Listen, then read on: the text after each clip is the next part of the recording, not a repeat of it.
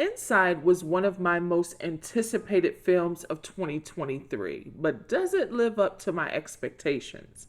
Here's my review of Willem Dafoe's Inside.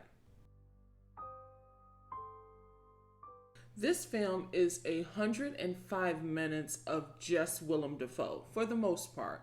There are two other characters, but they're on screen briefly. So we spend the entire runtime pretty much with Willem Dafoe. This is a contained survival thriller.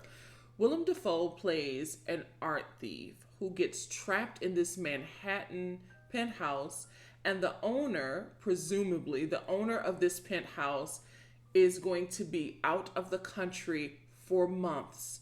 And so the owner has disconnected all the service in the home, disconnected the electricity for the most part, disconnected the plumbing, and left no food.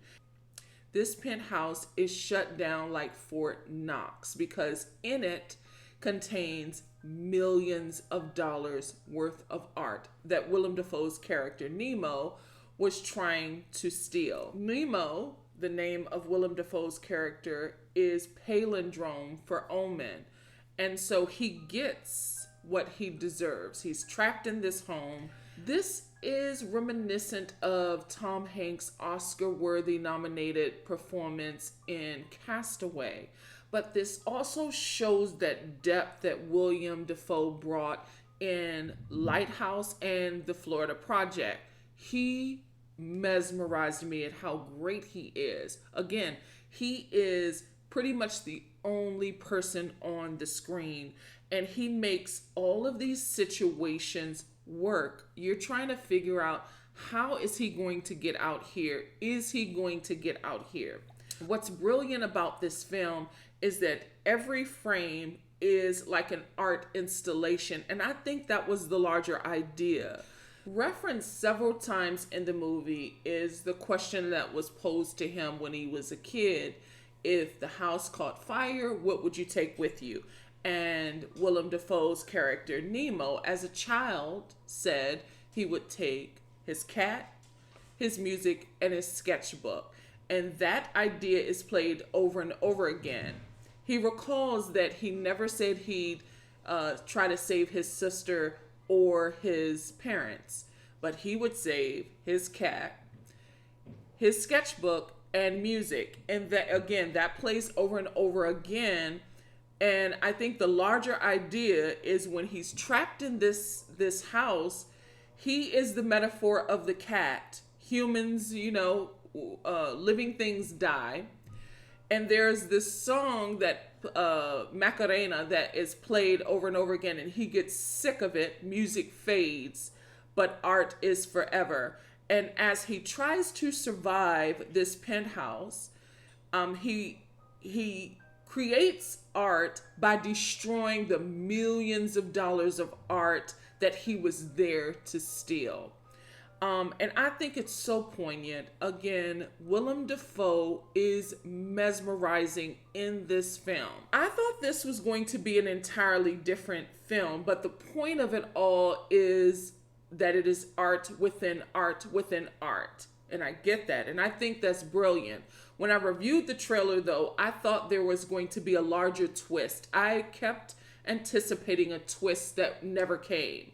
And that's what was lacking for me. Now, films don't always have to have these big twists or these shocking moments. I get it. This is an art house film. It didn't need it, but because I was anticipating something else from the trailer, I left the film wanting more.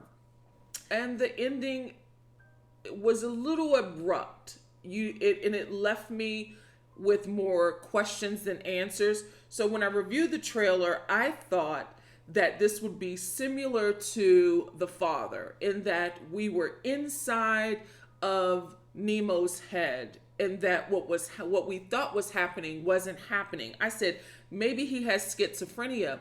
Maybe this is actually his house and he's robbing himself and doesn't realize it, and that the voices of God in his ear, who we initially think are his co-conspirators, his cohorts, that's actually in his mind too. I thought that's where this was going, and it doesn't. At the end of the day, this is about art, art inside art. And that's fine. It's always good to support indie filmmakers. Love it.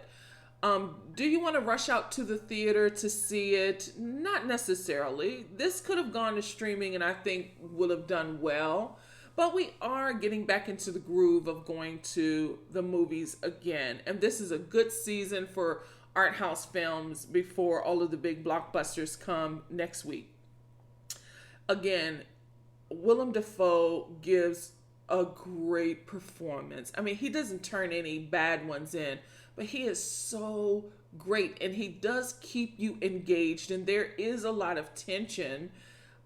He definitely keeps you with bated breath on, is he going to get out here, or when is he going to die? And that's the brilliance of this film. At any rate, Inside is currently in theaters now.